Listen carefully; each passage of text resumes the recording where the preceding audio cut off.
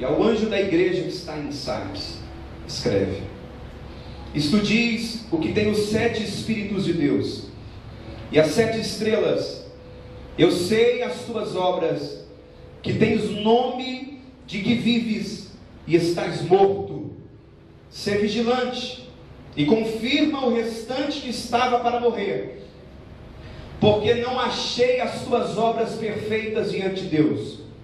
Lembra-te, pois, do que tens recebido e ouvido, e guarda-o, e arrepende-te. E se não vigiares, virei sobre ti como um ladrão, e não saberás a que hora sobre ti virei. Mas também tens em Sardes algumas pessoas que não contaminaram suas vestes, e comigo andarão de branco, porquanto são dignas disso. O que vencer será vestido de vestes brancas, e de maneira nenhuma arriscarei o seu nome no livro da vida, e confessarei o seu nome diante de meu Pai e diante dos seus anjos. Quem tem ouvidos, ouça o que o Espírito diz às igrejas. Eu vou ficar até aqui, irmãos, e depois vou compartilhando aqui os demais versos que estão na carta à igreja de Filadélfia. Tome o seu assento.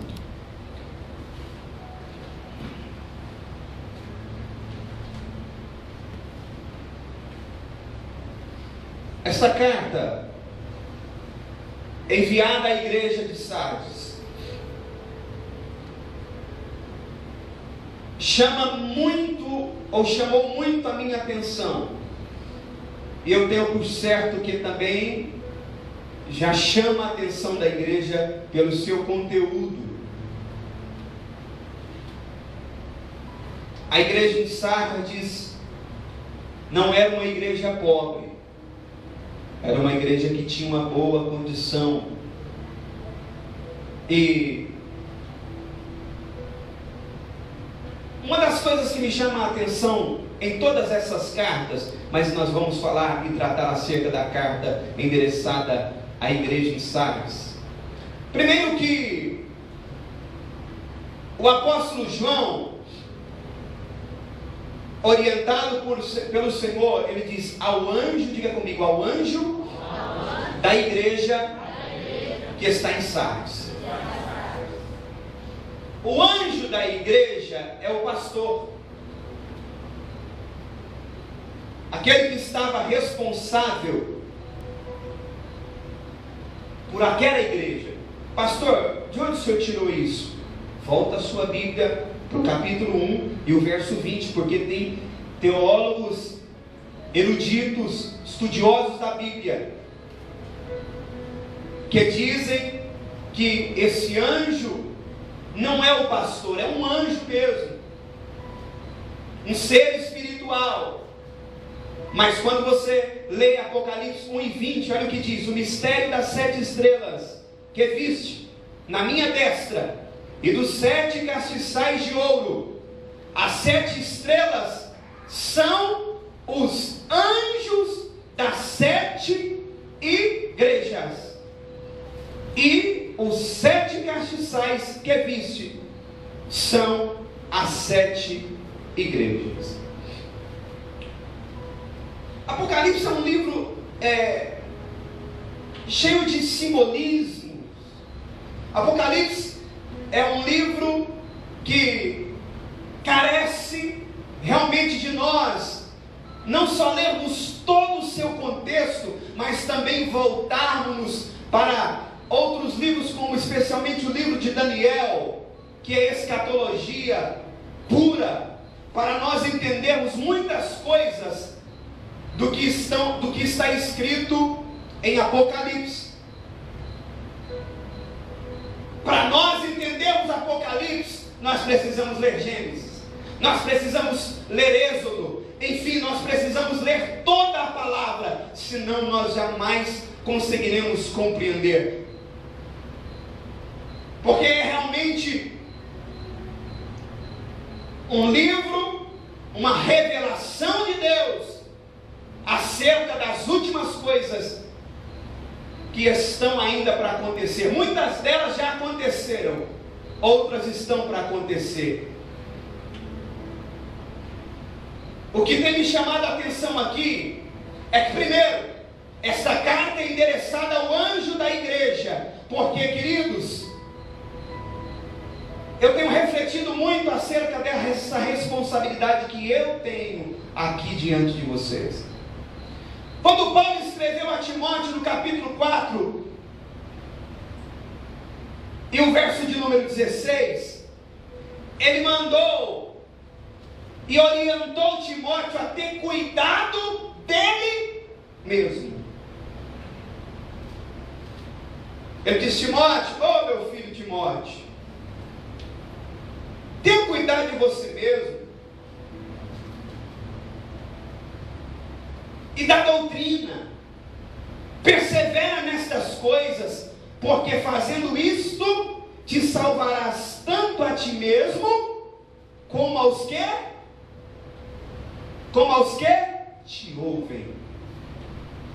Olha o que Deus falou através do pai da fé de Timóteo: tem cuidado de ti mesmo, Timóteo, cuida também da doutrina, persevera nessas coisas, porque se você perseverar nisso, você vai salvar a si mesmo.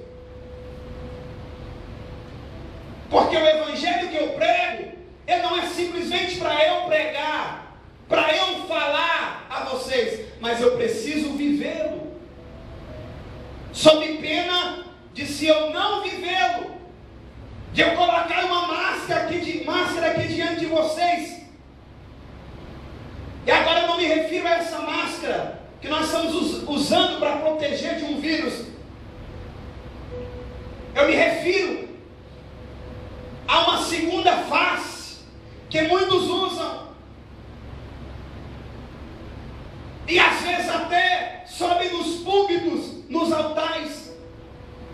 Há muitos pastores que têm feito do evangelho um meio para se promover, alguns para se ascenderem na política, para conquistar um cargo público, para ser um vereador, um prefeito, um deputado e até um presidente. Quantos que manipulam a palavra de Deus ao seu bel prazer, para conquistar algo, e muitos deles estão aí. É a operação do erro que existe no nosso meio. São camuflados, mas às vezes pregam bonito, falam bem.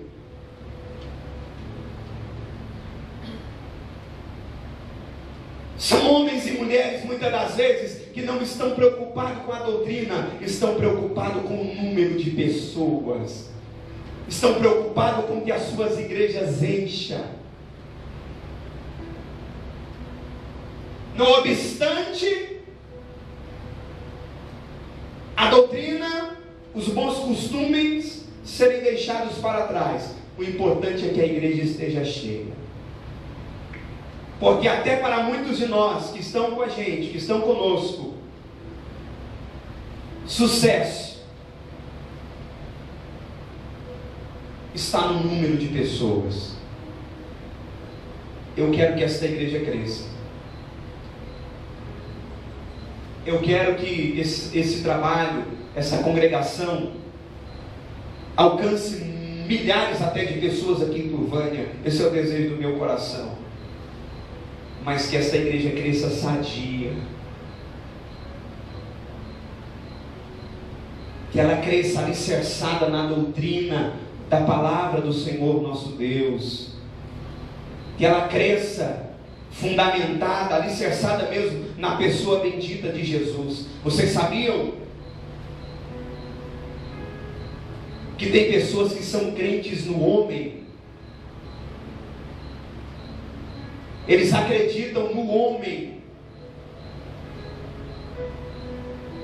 Eles não estão preocupados com o que é pregado lá na igreja que ele congrega. O importante é que o apóstolo fulano de tal está lá.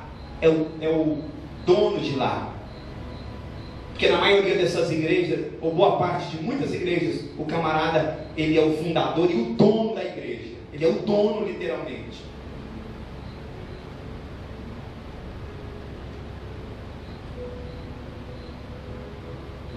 Há pessoas que não são crentes mais na pessoa bendita de Jesus.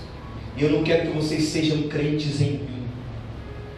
Se eu for embora daqui, essa igreja continua de pé, porque quem é o Senhor dela é Jesus. Se amanhã eu for transferido daqui, seja para onde for, essas portas, elas vão continuar abertas, porque Jesus disse: eu edificarei a minha igreja, e as portas do inferno não prevalecerão contra ela. Quem firma esta igreja, quem é o alicerce desta igreja, a Assembleia de Deus Missão está alicerçada no pastor Jesus. É o pastor Jesus que sustenta esta igreja.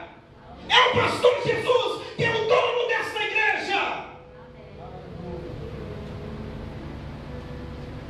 Não seja crente em pastor, irmã, porque pastor cai, pastor vem e vai.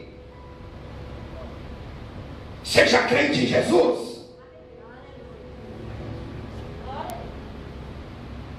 Como eu dizia a vocês, eu tenho me preocupado muito ultimamente com essa palavra. Eu estava dizendo para um irmão hoje, não por arrogância, não por soberba, não por prepotência, que eu não tenho medo de morrer. Minha preocupação, eu não vivo preocupado com a morte. Eu tenho medo sim de morrer despreparado. Isso sim. De estar despreparado na hora que o meu Jesus voltar. Isso eu não quero. Isso é o curso natural das coisas. Jesus pode voltar para mim esta noite.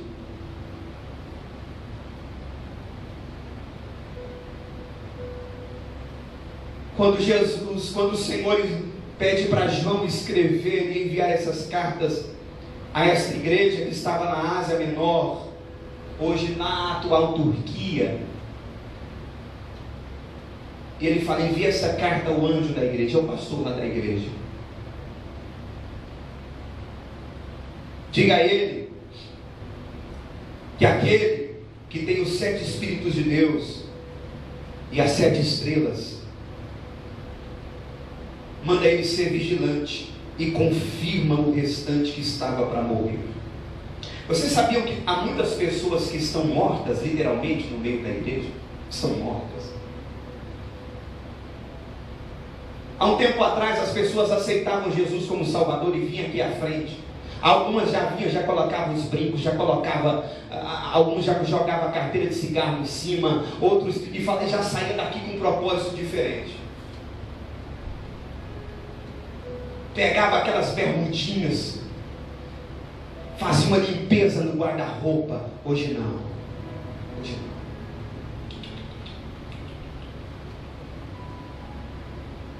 não. Da mesma forma que andava, continua andando. A paz do Senhor. A paz do Senhor nos salva. Essa saudação nos salva ninguém. Ofertar e dizimar na igreja não garante salvação. Não brinca com Deus. Não brinquemos com Deus. Não brinca com Deus. Tem gente que pensa: eu estou levando dinheiro na igreja. Deus não faz vista grossa ao pecado porque alguém traz dinheiro na igreja. Ele está no pecado, ele está no erro, mas está dando dinheiro lá, está trazendo dinheiro aqui. Deus não faz vista grossa porque alguém traz dinheiro, dá dinheiro na casa do Senhor. Isso não compra a salvação de ninguém.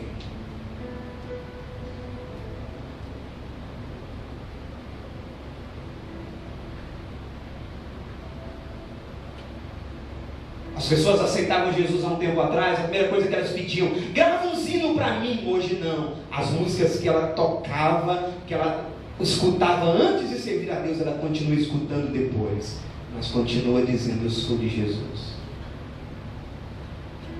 Estão mortas.